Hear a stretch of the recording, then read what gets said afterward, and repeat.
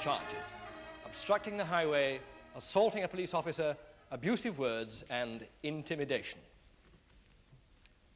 You are Ronald Bates of 10 Rochester Terrace, Fulchester?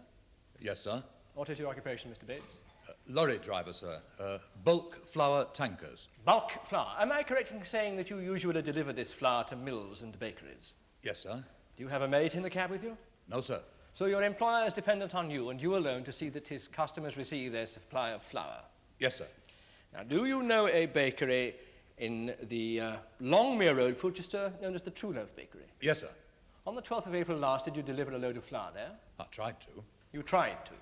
Will you tell the court what happened when you drove up to the bakery entrance on that day? I drove up to the gate, and there was a crowd of people standing there blocking the entrance. So I slowed down. Well, one bloke jumped out in front of me, so I had to stop, otherwise I should have run over him. Another bloke joined him, and they both stood there, and they would not let me go into that bakery. So two men stood on the roadway in front of your lorry. Do you see those men in this court? Them there. Anthony Smith and James Webb. Yes, I asked them to get out of it, but they wouldn't budge. They just stood with their hands on the cab, pushing like. Did they speak to you, explain their behaviour? Yes. What did they say? They said they were in dispute with the management, they weren't allowing anything or anyone in or out of the bakery, and they weren't going to let me come an inch nearer. I see. And what were the other people doing? What other people? You said there was a crowd of people there. Oh, they were just making a lot of noise. It were only them two I was concerned with. They seemed to be the ringleaders. Yes, sir. I object to that remark. Yes, Mr. Webb, I agree. Mr. Fry, do not lead your witness. Well, I'd call them ringleaders. What precisely did they say? Various things. Such as? Well, Smith said, "We'll have you, you bloody scab." And Webb said, "You scabbing bastard, get back." Did they say anything else? Well, you know what happens to scabs and blacklegs, they kept on saying. And you bring this lorry through here, and you'll be sorry, mate. You bring this lorry through here, and you'll be sorry, mate. What did you think they meant by that? Well, from the way they said it, they meant they were going to do me. They were damn near going mad. Well, they had placards as well. And they were banging them on the windscreen and thumping doors. Were you afraid, Mr. Bates? I was. Really scared. Now, did you try speaking to them? I tried. What did you say? Well, I tried to tell them that I weren't interested in what was going on in the bakery, that I were being paid to do a job and I wanted to do it. And I didn't see why I should get involved in their grievances. If for some reason such as this you do not deliver your employer's flour, what happens to you? If you don't deliver, you lose your job, simple as that. You a family man? I've got 5 kiddies to look after. Well, my wife doesn't work. I can't afford to risk losing my job. Now, Mr. Bates, are you sure that your lorry was on the public highway when it was forced to a stop? How do you mean? Well, you hadn't turned off the road and entered the bakery grounds, so to speak, when you were halted? Oh, no, I'm on public highway. And for how long were you stopped? About 10 minutes. And during all that time, were you threatened, abused, and intimidated? Yes, sir. Now, were you ever tempted to take the law into your own hands and treat them as they were treating you? No, sir. I sat tight in my cab, but I kept on saying, like, that I were being paid to do a job and that they were stopping me from doing it. I just didn't see why I should get involved. Quite. Now, at the end of the 10-minute period, what happened? Well, I was getting fed up, listening to their drivel. I'd heard it all before. Heard what? Well, political slogans, all that, but there were a police sergeant there. Now, he saw what was happening. I shouted to him. He came over. That ended the trouble. Smith and Webb were arrested. I suppose so. I wouldn't call it arrested, assaulted, more like. Mr. Webb, you may interrupt only if you have a legal objection to make. You must not interrupt just because you disagree with the evidence. Sorry, sir. I think you know that. Don't let me have to warn you again. Once Smith and Webb were removed from the scene, things quietened down. Oh, yes, sir. Oh, they went away shouting, scab, blackleg, things like that, and giving me the Harvey Smith. Well, the 2 fingers, the V sign. Like that. But once they departed, were you then able to proceed? Pardon? Were you able to drive into the bakery in the normal way? My lord, what happened after the incident has nothing to do whatsoever with the incident itself. Lord, I'm simply seeking to establish that once the human barrier of Smith and Webb had been removed, normal access to the bakery was restored. I think it's part of the narrative. Proceed, Mr. Fry. I think I've made my point, Lord. No further questions. Mr. Bates, I should perhaps first point out to you that I'm appearing on behalf of Mr. Smith, Mr. Webb is defending himself. Now, Mr. Bates, you said when you arrived in your lorry outside the bakery on the morning of April the 12th, there was a crowd of people there. How many people in your book constitute a crowd? Pardon? How many people constitute a crowd? What do you mean?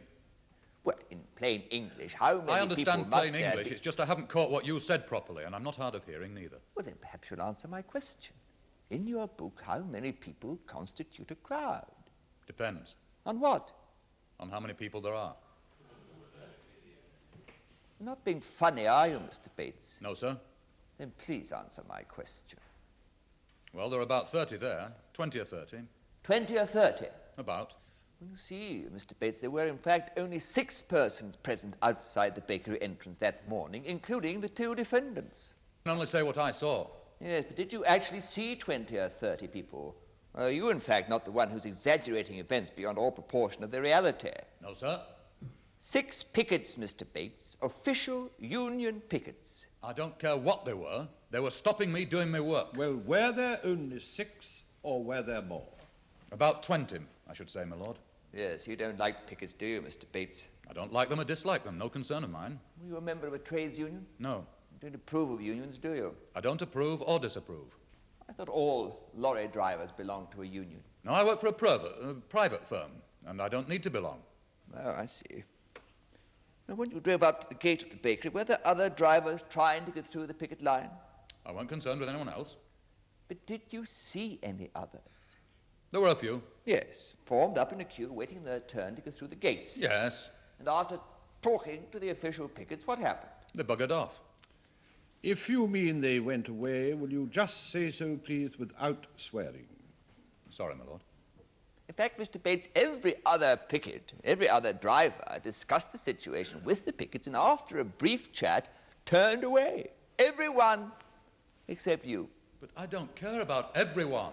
No concern of mine. I have to stand on my own 2 feet, and I know my rights. The right to walk on everybody else's head so long as you get your way. Mr. Webb, please. My patience is not endless, Mr. Webb. Sorry, sir. Now, this is a court of law. And if there's any justice in the land for trade unionists, we wouldn't be here today. You are not doing yourself any service, Mr. Webb. Very well, Mr. Thank you, my lord. So, Mr. Bates, you were determined to break through the picket line. I was determined to uphold the law of the land, yes. Yes, well, perhaps you were too determined, Mr. Bates. If the law is on your side, you can't be determined enough. The morning of the 12th of April wasn't the first time you'd approached the picket line, was it? No. You'd been there on the morning of the 11th. Yes. What happened then? Oh, nothing happened. Oh, unless you mean the law was broken. I got up to the gate and that pair were there. They turned me away illegally. There was no violence or shouting of any kind. No. You just turned away without any trouble whatsoever. Yes, but I didn't want to. And what happened next? I went. Well, back. To my employer. I told him. He wasn't greatly interested. He said as far as he was concerned, I'd been given a job of work to do and I was to go and do it. And that work meant taking my tanker load of bulk flour to True Loaf Bakeries. And if I couldn't do it, he'd have to find someone else who perhaps could. Yes, and how did you react to that? Well, I was worried. I've got a family. I mean, the state of the country being what it is now, jobs, good uns, they're not 10 a penny anymore. Yes, so you were worried about losing your job. Yes, sir. Well, that must have hardened your attitude. To what? Well, towards the picket line. Like I said, I'd spoken to my boss, and he said that the only ones who could stop me going into that bakery were the police. No ordinary blokes could stop me going in, official union men or unofficial. And the fact that the strike in that bakery was official made no difference. No one had the right to take the law into his own hands. Quite. It's exactly the point I'm coming to. On the morning of the 11th, you turned away from the picket line. On the morning of the 12th, you were determined not to. I was within my rights. Yes, no one's denying you that, Mr. Bates, but what I want to question is the lengths that you were prepared to go to in your determination to get into that bakery. Now, you've told the court that when you came into contact with the 2 pickets, Mr. Smith and Mr. Webb, you sat tight in your cab. Is that correct? More or less. Is it correct? It is. I did not get out of my cab. Well, yes, perhaps you didn't need to. Perhaps you were able to dictate the course of events from where you sat behind your driving wheel. Well, I can't remember everything. I can only remember wanting to do me work. Yes. Well, I have something here that might help you to remember. It's a photograph that appeared in the local paper, taken on the morning of the 12th at the picket line, in which you can be clearly seen, Mr. Bates, leaning out of your driving cab, brandishing a 3-foot iron bar.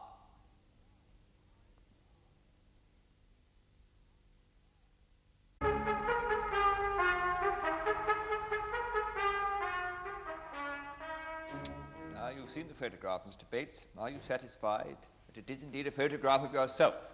And what if it is? That is not an answer to my question. I saw no photographer there. Well, I believe that is the art of the photographer, to be present at the crucial moment without being seen. Now, please answer the question.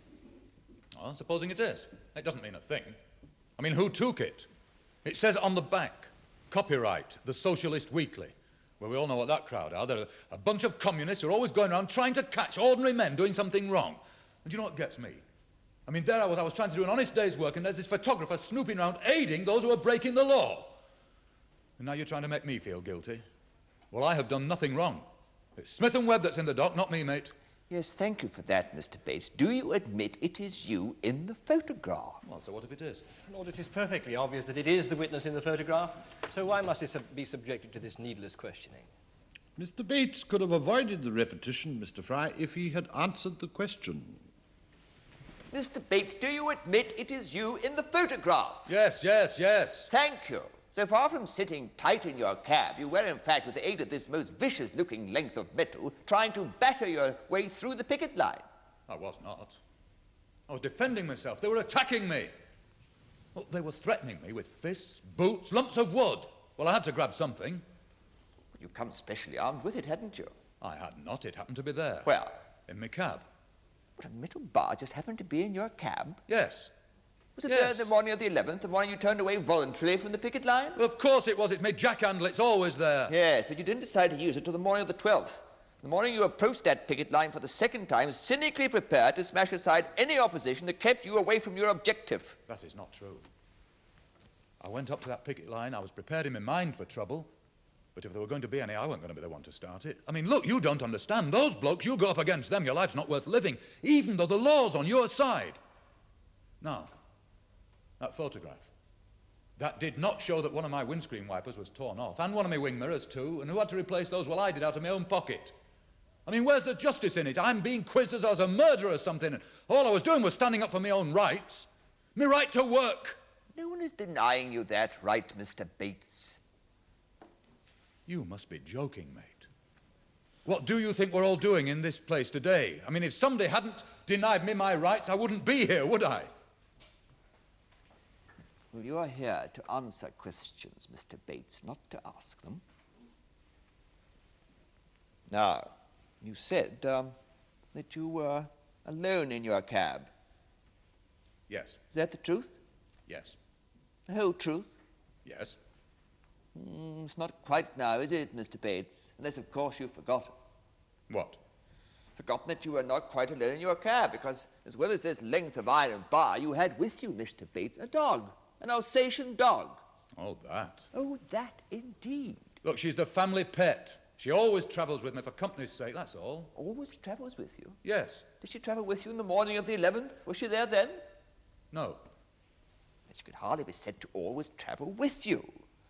On the morning of the 11th, no iron bar, no Alsatian dog. On the morning of the 12th, iron bar and Alsatian dog. Now, doesn't that strike you as something of an odd coincidence, Mr. Bates? No. The first day, she wasn't with me because that day she was with the wife. Now, the 11th, that was a Thursday, right? Now, on Thursdays, my wife's alone. We live in a big block of flats. There's always some carry-on going on there, burglaries and that like. Well, my wife's afraid to be on her own, so on Thursdays, she has the dog. Well, what about the rest of the week? Well, isn't she afraid to be alone during the rest of the week? Well, the rest of the week, the mother-in-law stops with her until I get home. But she can't be there on Thursdays because she's got a part-time job that day. Oh, I see. Yes. Very handy things, mothers-in-law, aren't they, Mr. Bates? Mine is. I don't know about yours. Yes. And I hope yours isn't as ferocious as your dog, Mr. Bates, because the fact is that it tore a piece out of my client's donkey jacket, didn't it? That dog would not harm a fly unless she was attacked. Same as any animal. And she were attacked and she was frightened. There was noise, shouting, swearing. They were banging on the windscreen, on the cab doors. He tried to hit her with a stick. Well, naturally, she took a bite at him. What do you expect her to do? How did the window come to be lowered in the first place, allowing the dog to get at the people outside? The Pickets had asked me to lower them so that they could talk to me. So I did. And I listened to them. Left-wing rubbish, drivel. And when it became obvious to them that I weren't having any, then they started. And all I can say is thank God the police came. Well, it's perfectly obvious to me, Mr. Bates, that you don't like pickets or left-wing drivel, as you term it. And I'm putting it to you that you approached that picket line on the morning of April the 12th for the second time. Only this time you had made up your mind with the aid of your iron bar and Alsatian dog to create a rumpus and smash those pickets once and for all, without any regard whatsoever for their legal rights, the legal right to picket in a peaceful and responsible manner, something they'd been doing on the morning of the 11th when you first approached them, and indeed had been doing throughout the entire industrial dispute. Not true, not true. No further questions, my lord. You know, if this is what happens when you've done nought wrong, then I should hate to be where you two are. Now, since you have decided to conduct your own defence, Mr. Webb, without the aid of counsel, it might expedite matters if you were to come down and sit in front here. Yes, Your Honour.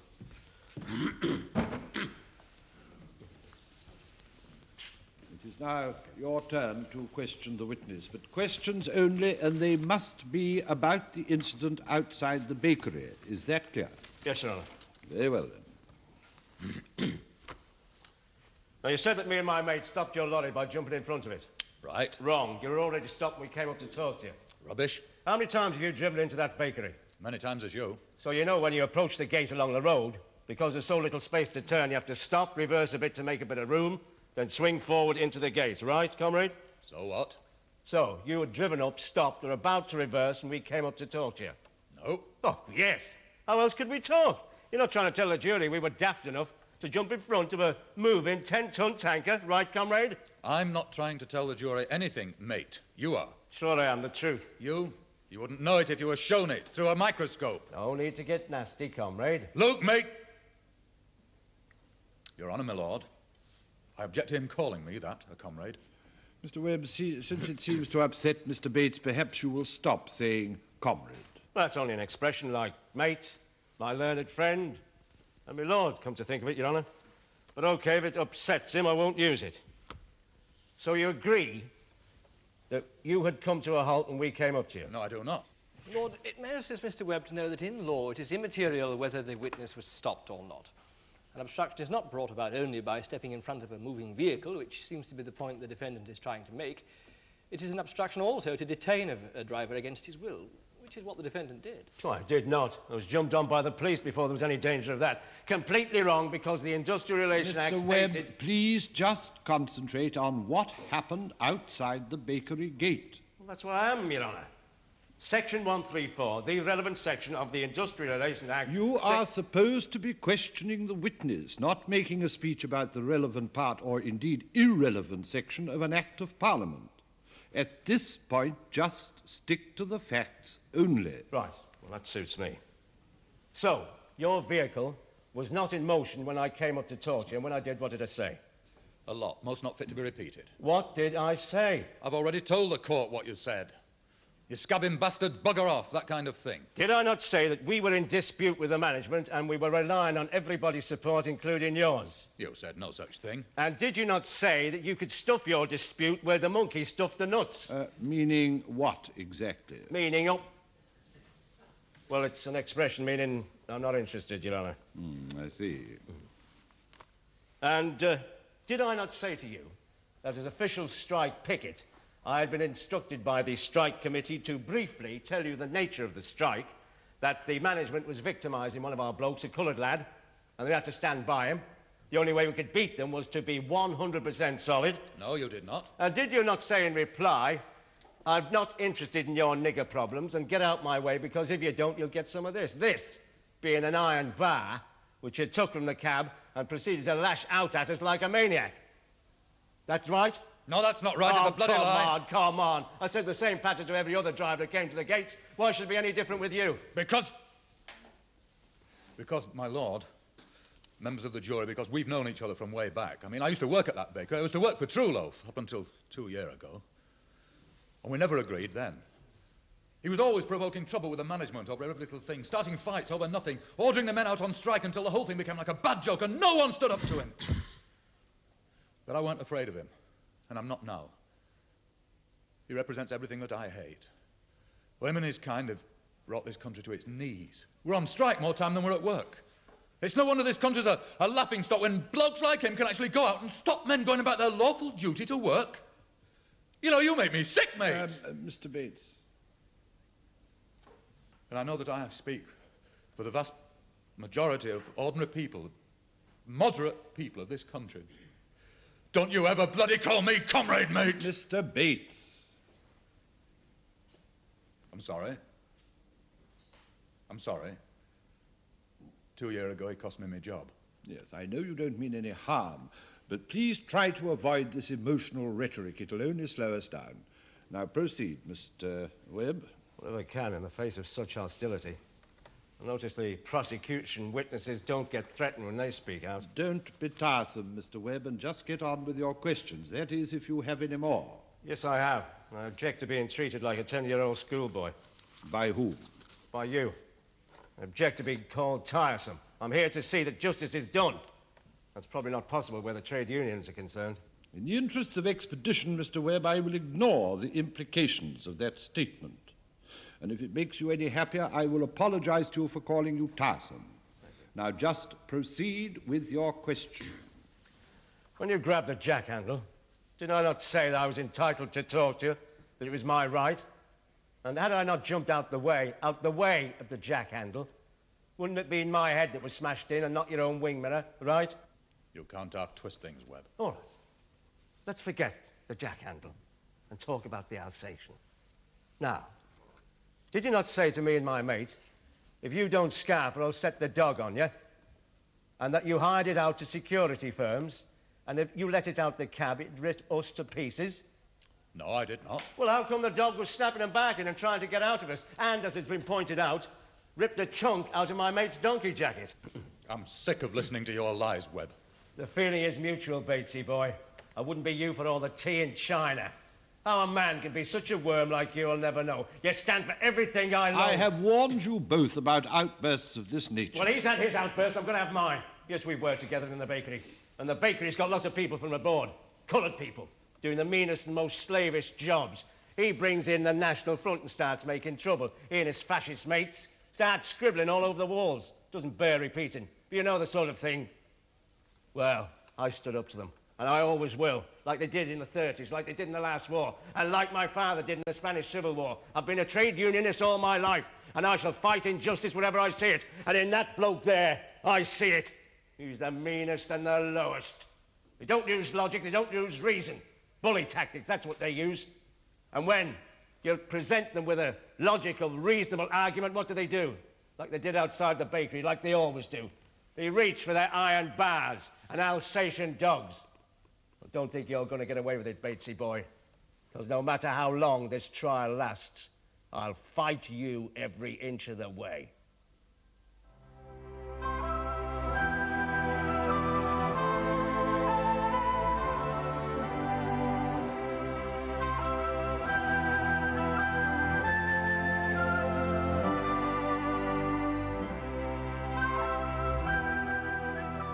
The case of the Queen against Smith and Webb will be resumed tomorrow in the Crown Court.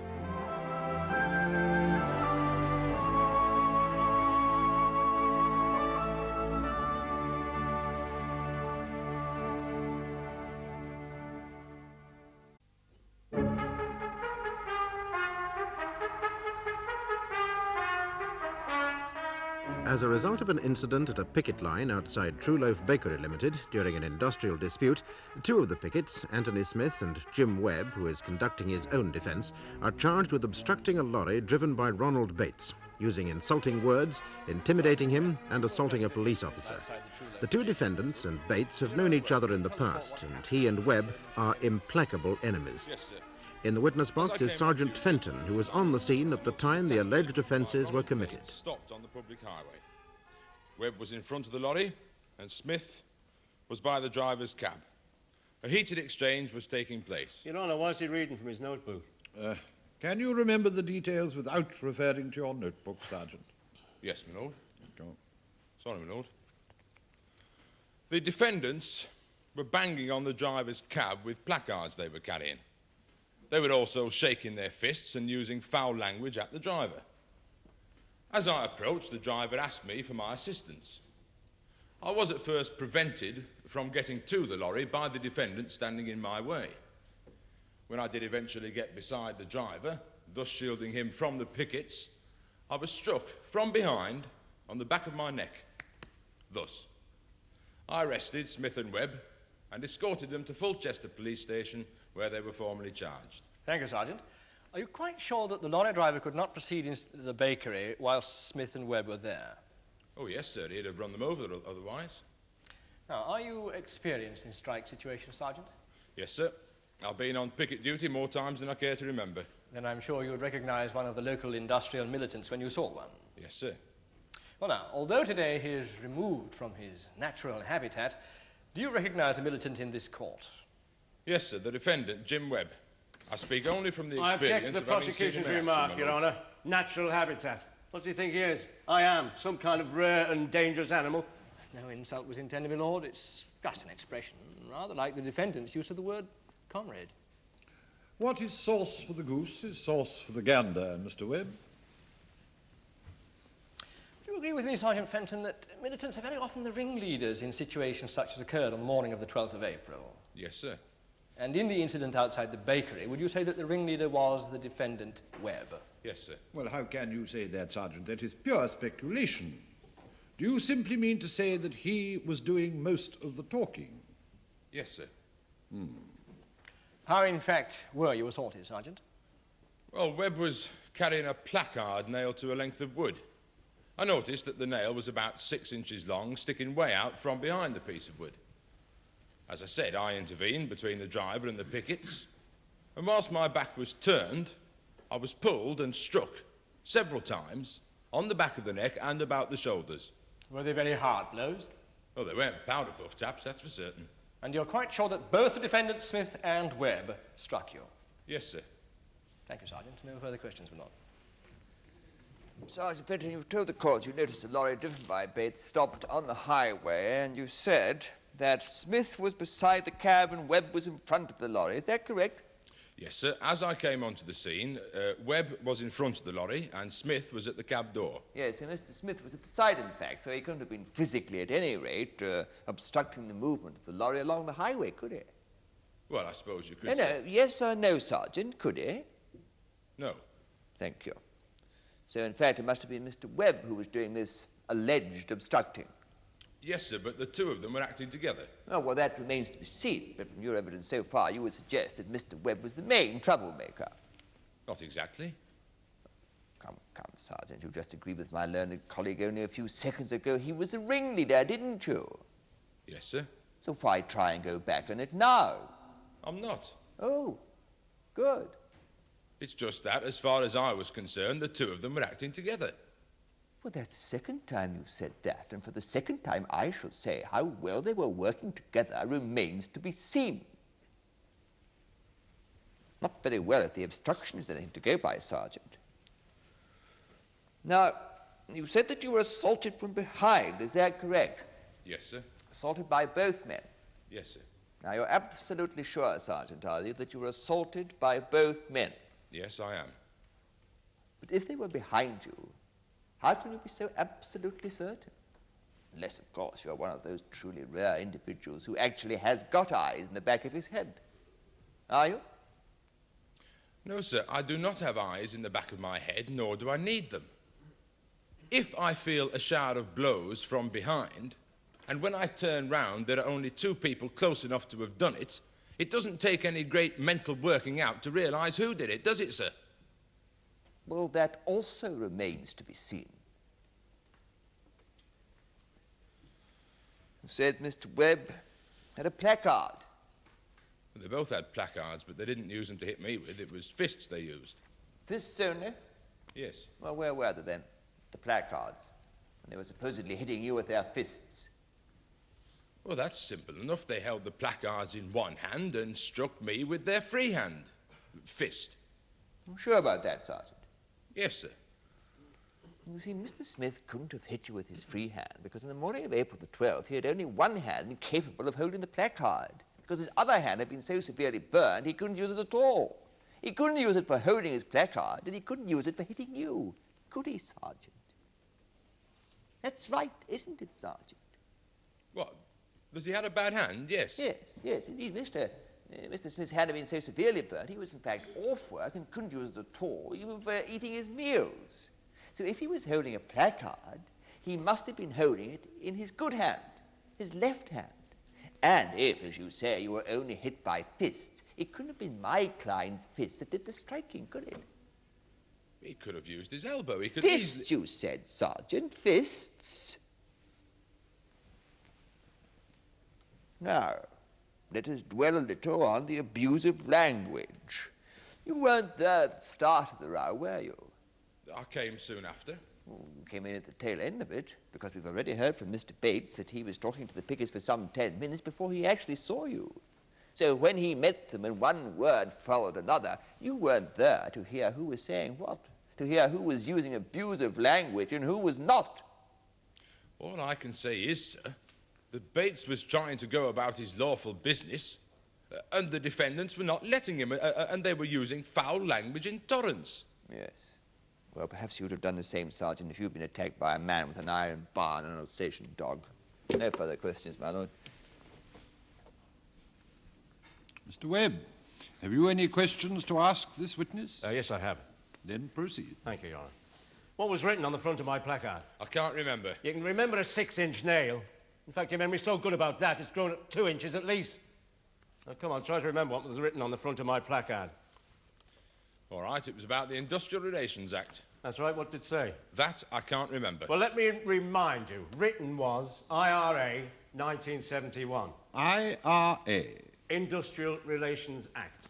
Oh, I see. It said on the placard, Section 1, where one or more pickets in furtherance of an industrial dispute attend at or near a place where a person works or carries on business and does so only for the purpose of peacefully obtaining information from him or peacefully communicating information to him or peacefully persuading him to work or not to work, then Section 2, the attendance of pickets at that place for that purpose, A, shall not in itself constitute an offence under Section 7 of the Conspiracy and Protection of Property Act 1875 or under any other enactment or rule of law. That is what it said.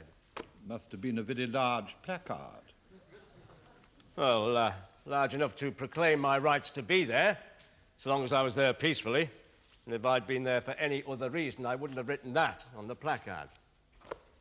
Now, you saw the iron bar and the Alsatian dog. All I saw was a very scared driver trying to ward off your advances. Scared? You must be joking. And I suppose Bates wasn't using any foul language. No. Oh, no. And what do you think he was doing as he was waving the iron bar around, as everyone's seen from a photograph? Hey, what was he saying to me? Excuse me, lads, let us get into the bakery, please. I've got a bun in the oven. Not likely. He was doing his nut, wasn't he? I disagree. Oh, you would. You have got a vested interest in disagreeing.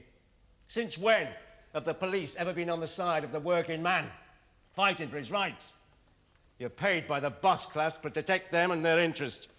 I do my duty. You do as your superiors tell you, as they are bid by the men who run them, the politicians and the big money boys, who recently have been doing everything, including the Industrial Relations Act, to reduce the workers of this country to a bunch of smooth-running slaves in a giant industrial bureaucracy, right? I think we can take it for granted, Mr. Webb, that you have the necessary rhetoric for a political meeting, but this is, if I may remind you, in case you have forgotten, a court of law.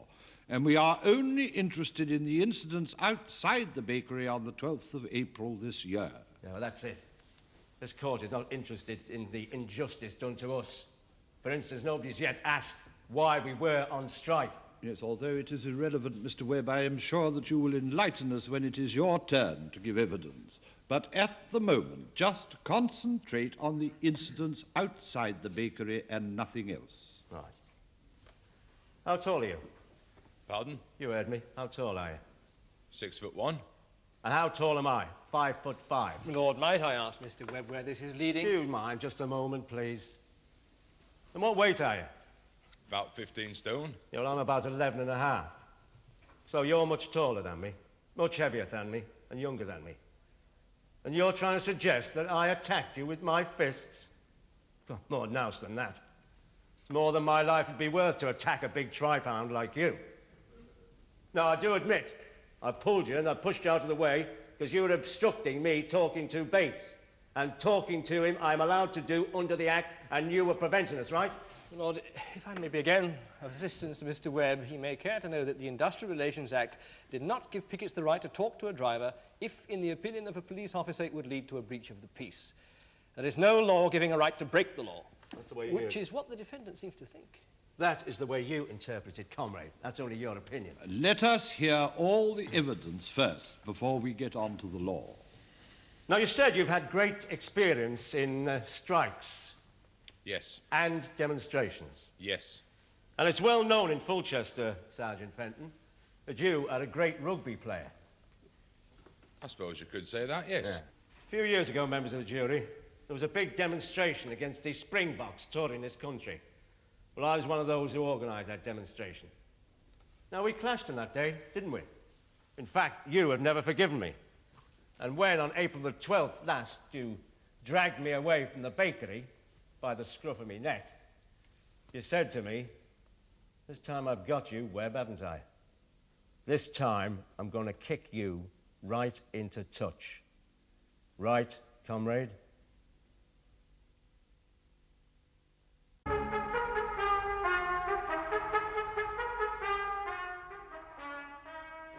All men are equal before the law.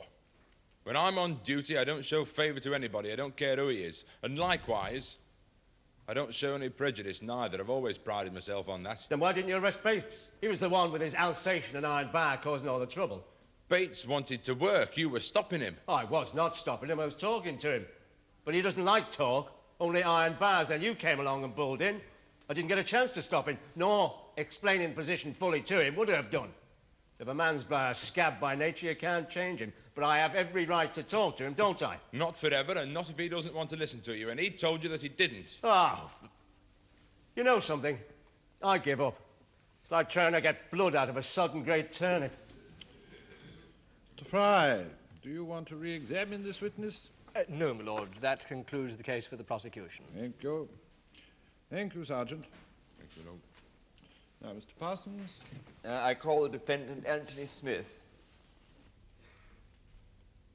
What religion are you? Protestant. Take the Bible in your right hand and read aloud the words on the card. I swear by Almighty God. Right hand, take the Bible in your right hand. I can't. Scalding water. I can only use me left for the minute. That's all right. I swear by Almighty God that the evidence I shall give shall be the truth, the whole truth, and nothing but the truth. You are Anthony Smith of 168 South Burbeck Road, Fulchester. Yes. At present you're unemployed, Mr. Smith. Yes. Who was your last employer? True Loaf. Why did you have to give up work?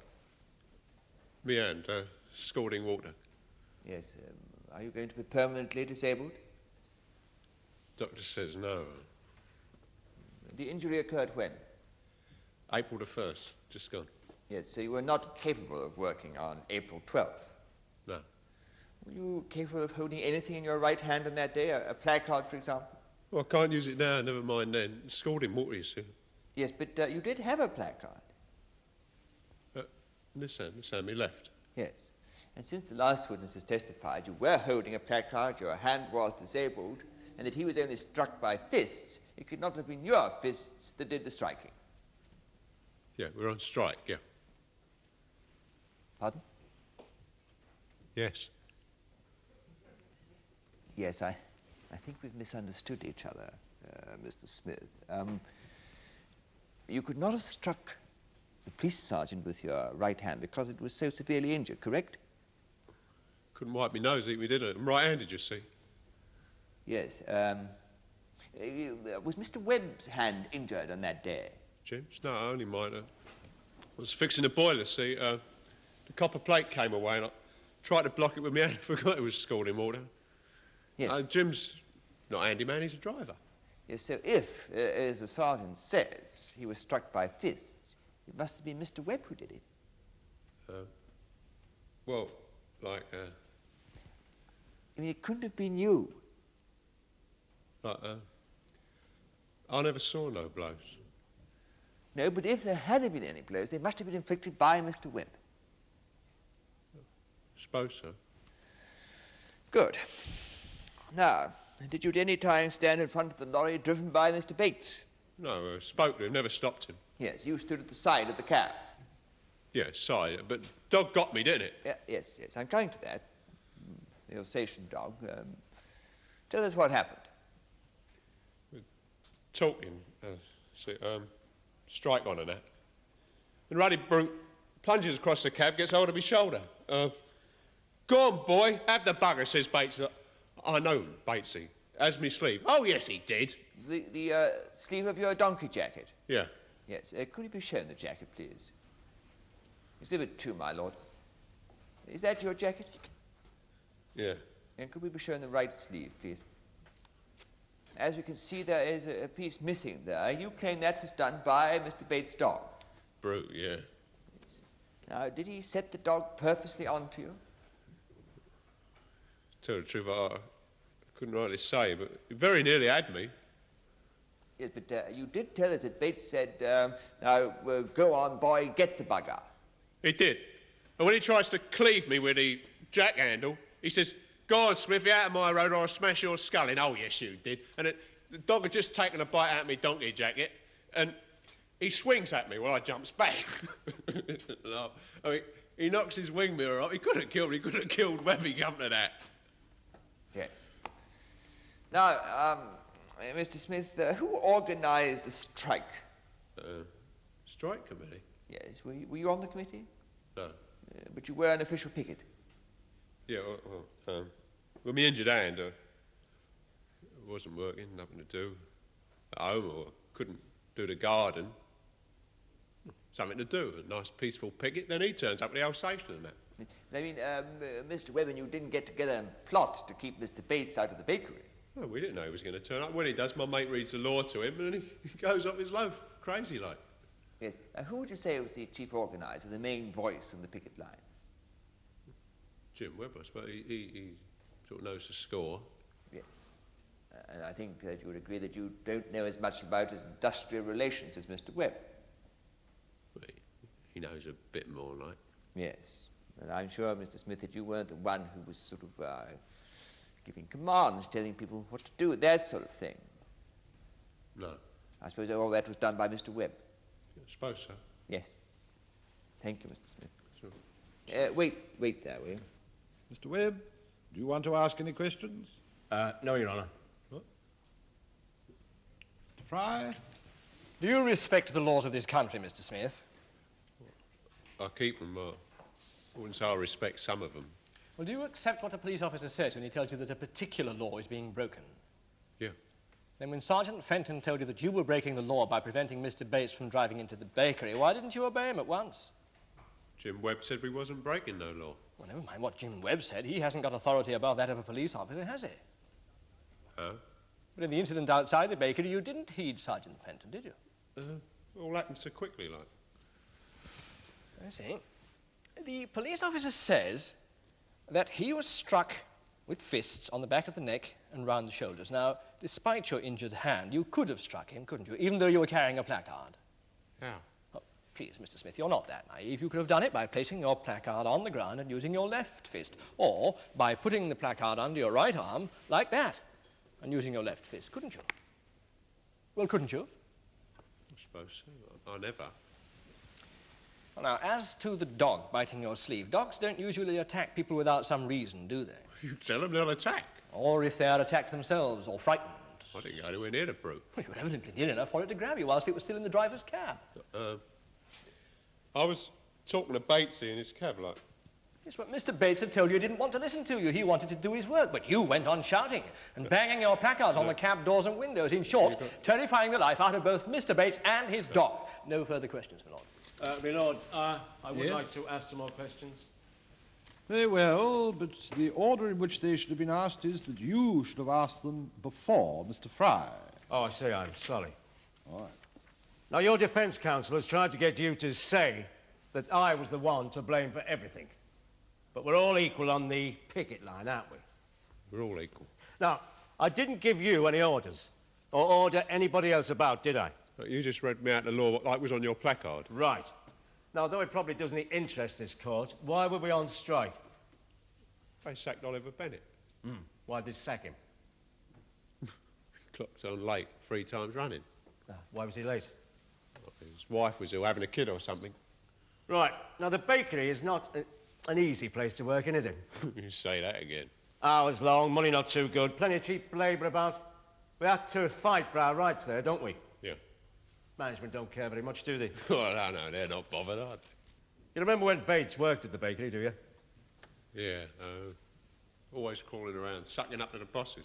Yeah, troublemaker, right? Yeah, didn't like colours, did he? National Front, always going on about that. Had a picture of Hitler stuck up in his locker, didn't he?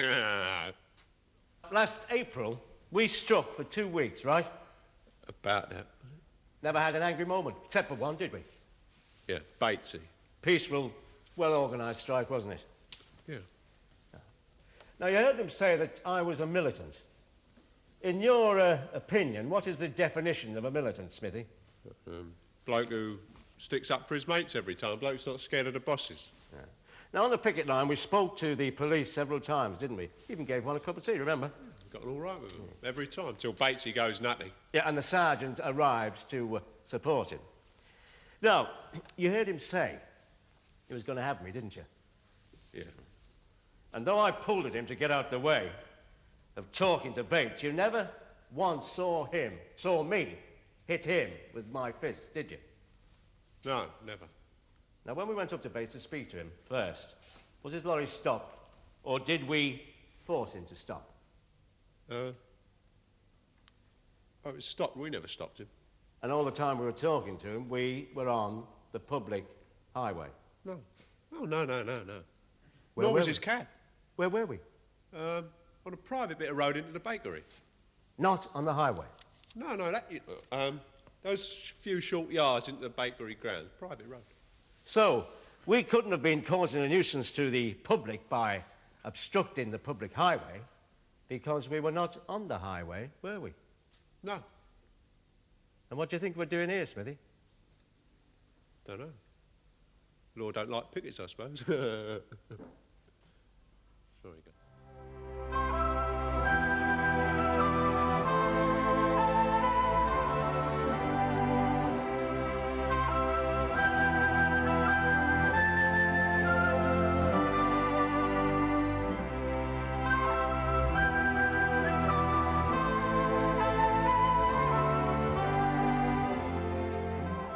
Tomorrow is the final day of the Queen against Smith and Webb in the Crown Court.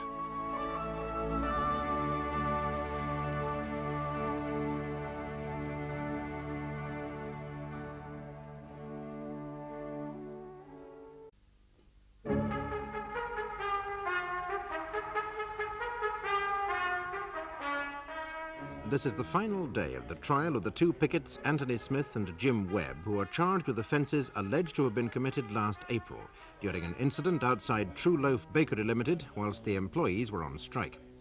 The prosecution claim that they prevented Ronald Bates from driving through the picket line into the bakery, and in the altercation that followed and Bates' refusal to listen to them, they, as well as obstructing the highway, intimidated him, used abusive language and assaulted a police officer in the execution of his duty.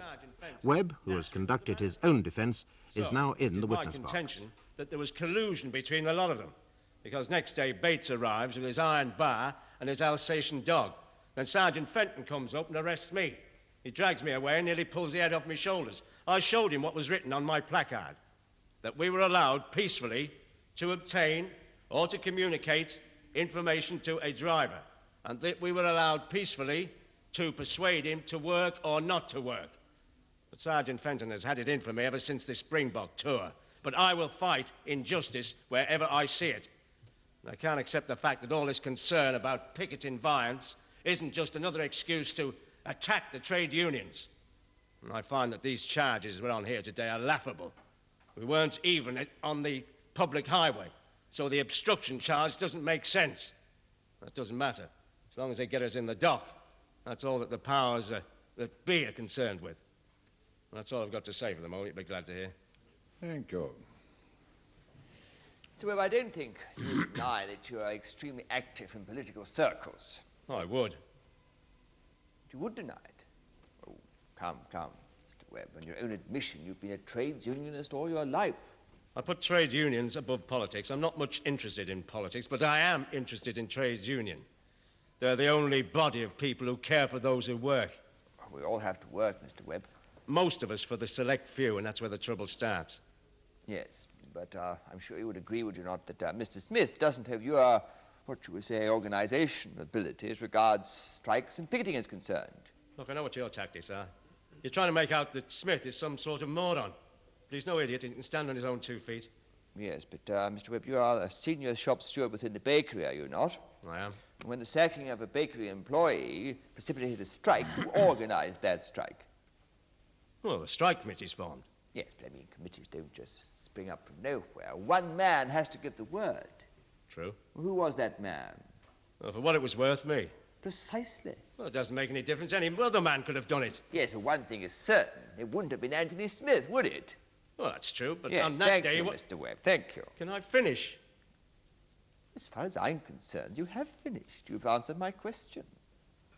Now let us move on to the next one. This is unfair. Your Honour, please. I doubt very much, Mr. Webb, that whether what you want to add will be greatly illuminating to us. Well, how can you possibly but know that, Your Mr. Honour? Webb, please let us hear it. It couldn't have been Anthony Smith because he was off work with a scalded hand. So he wasn't there to give the word to go on strike. We knew that already.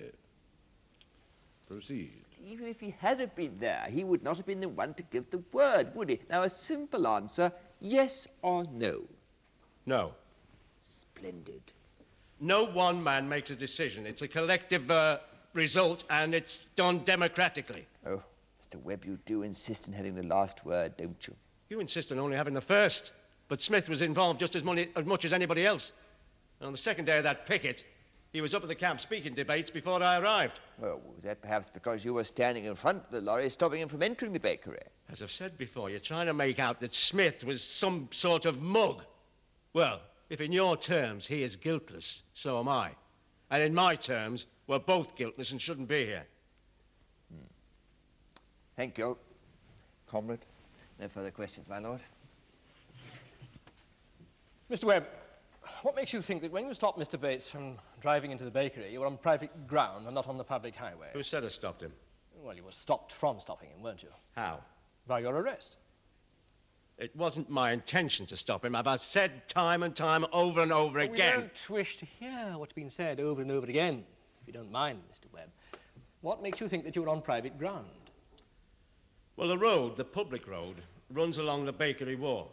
Now, to get into the bakery, you have to turn either left or right into private bakery property. So we couldn't have been obstructing the public highway at all. Well, you may remember that about a year ago, the entrance to the bakery, which up to that point had been cobbled, was resurfaced with tar macadam. So? This was done because at that time it came under the control of the local council and ceased to be private property. It became, in fact, a part of the public highway. It was a part of the public highway on the 12th of April last. Well, so what? Still doesn't matter. It matters very seriously, Mr. Webb. No, it doesn't. Even though we were on the public highway, we weren't doing anything wrong. Well, we'll leave the jury to decide about that, shall we? Now, let us come to the threatening, abusive and insulting words that were shouted at Mr. Bates when he drove up to the bakery. Did you really think that you were within your rights to shout anything you pleased? I was within my rights according to the Industrial Relations Act, which stated I was allowed to communicate with him orally and visually, and that is what I did. Yes, but did you do it in a peaceful manner? That's the point, Mr. Webb. I did. Well, Mr. Bates says that you gave him the V sign.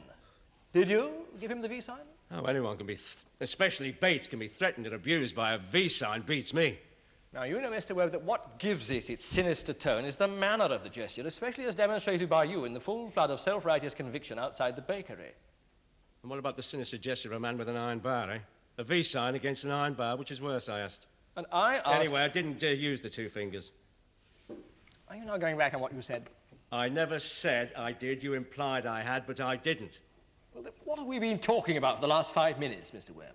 We've been talking about the intention of the V-sign. A very interesting topic, I'm sure. But I never used it against Bates. I never did. I said I did, comrade. You're the one that brought the subject up. You are not deliberately wasting the time of the court, are you, Mr. Webb? Because you certainly did not deny that you used the 2 fingers. No, Your Honour. Now, Smith may have used it, but I didn't see him. But I didn't. You're not now trying to heap the blame on Smith, are you? I said I didn't use the V-sign, not the V-sign that you mean anyway. Oh, there's another version of it, is there? Yes, there is. The victory sign. That. Now, that I did use. To Bates, as the sergeant was dragging me away. The sign of eventual victory over the reactionary forces as symbolised by Bates and Sergeant Fenton. I wondered if you realise how ridiculous you sound, mouthing such cant, Mr. Webb. A squalid little attempt to stop a man going about his lawful work in Fulchester takes on, in your mind, an international significance. What an imagination you have. Not as good as the imagination that can turn that into that, or make a 4-inch nail grow 2 inches in the course of a few minutes in the witness box. Now, Mr. Webb, you said in the course of your evidence that there was collusion between the police and the bakery management. Now, that's a very serious allegation. Not really. Happens all the time where workers' rights are concerned. You've only got to read your history books to see that. Look, let's just concentrate on the 12th of April, shall we? Have you any evidence to support that allegation? No. No. And only the evidence of me eyes. Well, can it be, Mr. Webb, that you've reached the point where your eyes only see what you tell them to see? What do you mean? Well, now, all your life you have believed that there is some sinister force out to crush the ordinary working man, have you not? More or less, but not exactly. And all your life you have fought against that sinister force, have you not? Yes. Well, has it never occurred to you, Mr. Webb, that you may have spent all your life tilting at windmills? No, it has never occurred to me. Well, look at this example. There you are outside the bakery, preventing Mr. Bates going about his lawful work, and when you're arrested for this by Sergeant Fenton, instead of feeling guilty, you immediately assume that you're the victim of a plot between the police and the bakery management. Don't you think you're suffering from delusions of persecution? You don't expect me to say yes to that, do you? When we turned Bates away, I saw him stop down the road and have a natter with Sergeant Fenton. And later I saw Sergeant Fenton and the bakery management at conflabbing. Just put one and one together, that's all. And what a distorted answer you've come up with. Look, if you don't think that the police and the management don't get together and consult during strikes, you're living in a world of make-believe. There were hundreds of blokes outside the gate on that first day. Now, the police told us that the management had objected and we were restricted to 6. OK, fair enough. I'm just telling you a fact of industrial life that you have probably never experienced. I don't think you would deny that you called Mr. Bates a scab, would you? No. And a blackleg? No. And a bastard? No. So you readily... But he called us a bastard first. So you readily admit that you used threatening, insulting and abusive language? Only when he started flailing his iron bar about and calling us bastards. But in the mouth of a confessed militant like yourself, are not the terms scab and blackleg peculiarly threatening and insulting terms? They are true and honest terms when applied to a scab and a blackleg. A man who's only trying to do his work, as Mr. Bates was, is not a scab or a blackleg, is he? He was deliberately setting out to challenge us. Before the incident got out of hand, did not Mr. Bates say to you that he wanted to drive into the bakery and no longer wanted to listen to what you were saying? Yes, he did. Well, Mr. Webb, no law has ever been enacted giving you the power to refuse his request, and yet you did refuse him, didn't you? Yes, he was deliberately out to challenge us. Our duty, Mr. Webb, is not to question the law, but to obey it, and certainly not to twist it to our own ends, which, owing to ignorance or sheer militancy, is precisely what you did whilst on picket duty outside the True Loaf Bakery on the 12th of April last. Not true, comrade. Not true. No further questions, my lord.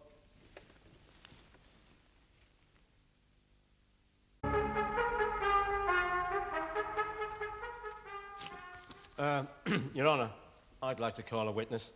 What is his name? Oliver Bennett. And he is present here today, is he? I hope so. Very well, Mr. Webb, call him. Call Oliver Bennett. What is your full name? Oliver James Bennett. And where do you live? 16 Oak Ridge Parade, Fulchester. Very well. Proceed, Mr. Webb. Oh, yeah, right. You work at the bakery, right? At the True Loaf? Yes. And when we were on strike, you were one of the pickets. Yes. In fact, you were the reason we were on strike. Yes, they sacked me for being late, I say. 3 mornings after the other, I was 5 minutes late because my wife was having a baby, Yeah. and they sacked me. Now, how long have you worked at the bakery? Over 10 years, since 1963. So we went on strike for me to be reinstated. I'm reinstated now because we won. Now, will you tell the court what happened between Bates and us on the picket line? Well, there we were, see? Standing. No one giving no trouble. Then up come Bully Bates in his lorry. You and Smith tried talking to him. Him listen for a while. And then him see me and shout at me standing over by the gate. Enoch's right, black bastard, go back to your country. What did you do? Me? I laugh. Now, did you know him before? Oh, sure I did. 2 years ago, he worked inside the True Loaf. He was joining the National Front Party then, and him started making trouble for us. You see him there? Him no good, you know. Always walking around with a pot of paint writing slogans. He was getting a bit dangerous, so we forced the management to get rid of him. They had to. So when he saw you on the picket line, he wasn't too pleased. Oh, he was all furious. I laughed at him. Now, did you see any of us, Smithy or me, threaten him while we were talking to him? No, he was threatening you with the iron bar, swinging it all over the place. We were banging on the cabin anyway with our fists or placards. He was the one doing all that. And were we trying to frighten him in any way? No, I didn't see it if you were. Were we swearing or cursing at all? Oh, yes, you were. We were. Yes. I don't like bad language. I told you that many times. Well, we didn't start it, did we? Oh, no, I'm not saying that you did. He started it. Are you sure of that, are you? Of course, I'm sure. I was only a few yards away, and I heard it. Now, were you near enough to hear him say that he'd set the Alsatian dog on us? I was, and I heard him say it, and all of a sudden the dog stretched across and yang! Bite out a piece of Smithy donkey jacket. Now, did you at any time hear me say that I was going to stop him entering the bakery? That he'd do it over my dead body? Which is what the court has been told us said. No, I didn't hear you say that at all. Did we actually force Bates to stop in any way? Stand in front of his cab and coerce him to halt? No, him stop himself. He was turning in towards the gate, so he had to stop. You didn't stop him. Did you see me hit the policeman who arrested me? No, man, I didn't. You're a peaceful man most of the time. You don't fight with your fists. You use your tongue. You tell the sergeant to get out of your way because he wasn't allowing you to talk to Bates. That's all you do. Thanks, Elson. That's all, Your Honour. Mr. Bennett, there were 6 of you in the picket line, is that correct? Yes, sir. Of the 6, who was the most important? Who had the power to organize, give commands, that sort of thing? Jim Webb, I suppose. Now, why is that? He's been around, knows the score. Yes, he knows more than Mr. Smith, does he? And Dennis Smith, him knowing nothing. What are you talking about? You don't think that Mr. Smith is a militant, a plotter? He couldn't plot his way around his own front garden. He's just an ordinary bloke. Wouldn't hurt a fly. Besides, his hands is all scarlet from doing a stupid thing. Him tried to stop boiling water by blocking it with him fist. You find that amusing, Mr. I Bennett? agree. It's very funny. Now, did all the pickets have a turn of going up to the drivers, or was it only Mr. Webb and Mr. Smith? Well, it was Jim Webb and one other of us. Yes, there was never any doubt who was boss of the picket line. No. Mr. Webb. Yeah. And Mr. Smith was only doing what Mr. Webb told him to do. Yeah, Jim Webb is the most experienced of us, see? He knows the law, he fights for our rights. If it wasn't for him, 2 years ago, Bates would have come out on top in the factory, him and him front party. I'm not afraid of no one, you know. I'm always dark in mind. Yes. Now, did you at any time see Mr. Smith hit Sergeant Fenton with his fists? No. When Sergeant arrests them, I go up to him and say, what you do that for? And him said to get out of it or he'll have me in all. And him kick me. My friend Bates, I think. Have you any idea why Sergeant Fenton arrested Mr. Smith? It's a puzzle to me. I don't know. No, neither do I, Mr. Bennett. Thank you. No further questions, my lord. Friar? Mr. Bennett, you said that you were close enough to Bates's lorry to hear what was being said by Smith and Webb. Yes, sir. So you also heard what was being said by Mr. Bates. Yes, sir. Now, what did Mr. Bates say to the 2 pickets when they told him that they didn't want him to drive into the bakery? He started swearing. But what did he say? I can't remember exactly every single word. Oh, come now, Mr. Bennett. You remember what he said to you, and you remember what Sergeant Fenton is supposed to have said to Look, you. what he said to me is quite true. Well, I'm asking what Mr. Bates said to Smith and Webb, nothing else. But they don't want to know. They don't want to listen. And despite his not wanting to listen, they persisted in detaining him. Look, a principle is a principle, and that's what we're fighting for. Bates tried to smash my mates and curse the trade union. And when they took the two men away in a police van, Bates drove in through the gates, jeering and shouting at us. Do you and your mates place certain trade union principles above the law of the land? You don't fight, you don't get nothing. And you'll fight, even if it means breaking the law? If it's a bad law, yeah.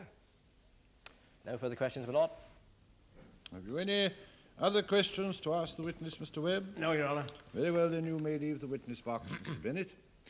Have you any other witnesses you would like to call, Mr. Webb? No, Your Honour, that completes my case apart from my final speech. Yes, of course, and you will have your opportunity to address the jury after prosecuting counsel and defending counsel.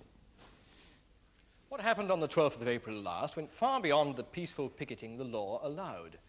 When Ronald Bates, an ordinary working man, tried to cross a picket line to do his work, he was prevented from doing so by the defendants, Smith and Webb. He told them he did not want to listen to them, and at that point, in accordance with the law, they should have withdrawn and let him pass.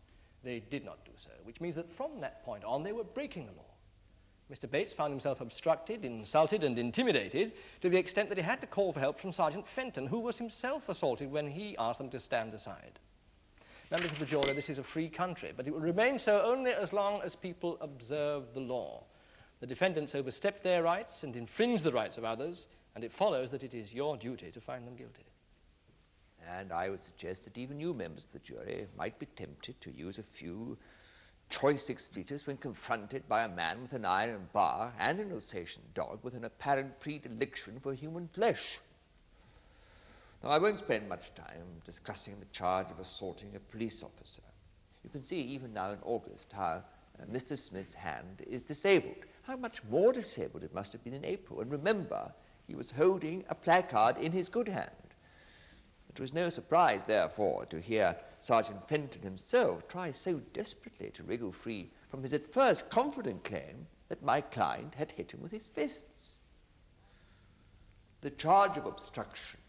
We've been told that Mr. Smith was standing by the side of the cab. How else could he have been in a position to be attacked by the Alsatian dog?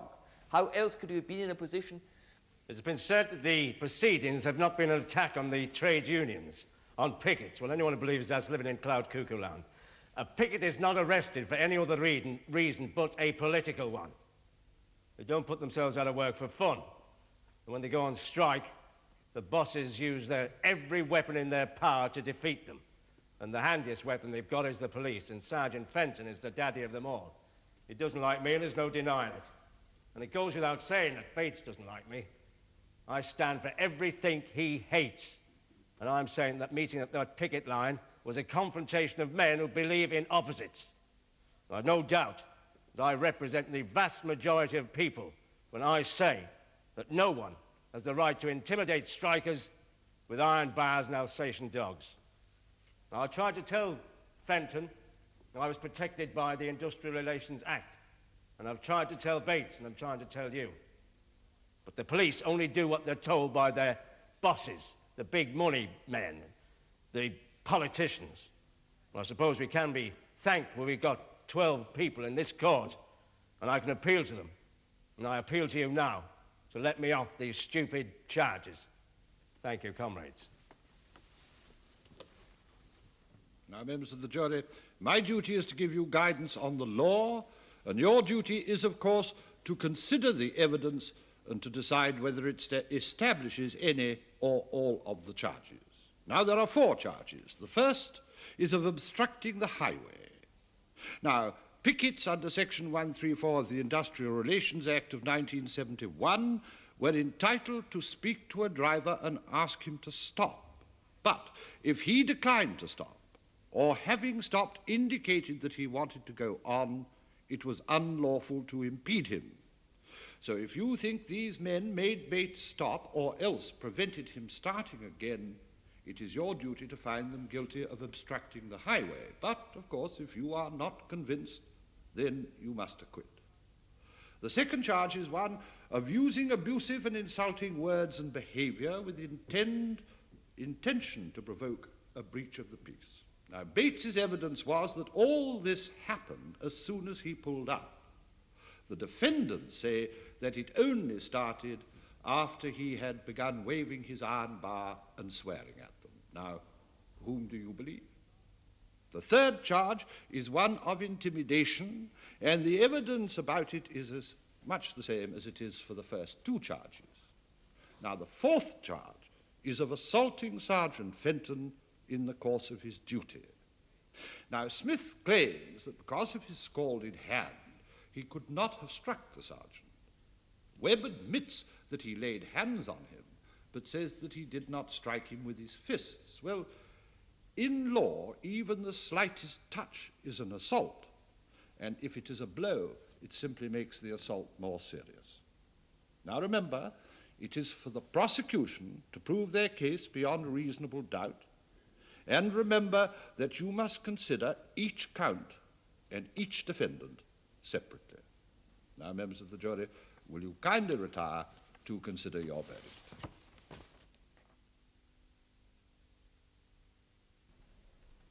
Have you reached verdicts on which you are all agreed? Yes.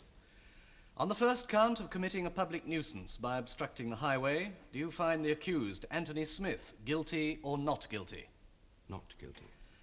And on the same count, do you find James Webb guilty or not guilty? Guilty. Is that the verdict of you all? Yes.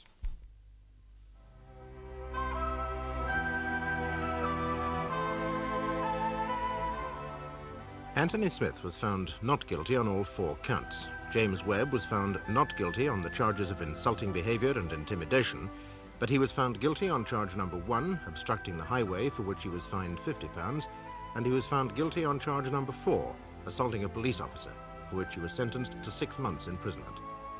You can join the jury and assess the facts when our cameras return to watch another leading case in the Crown Court.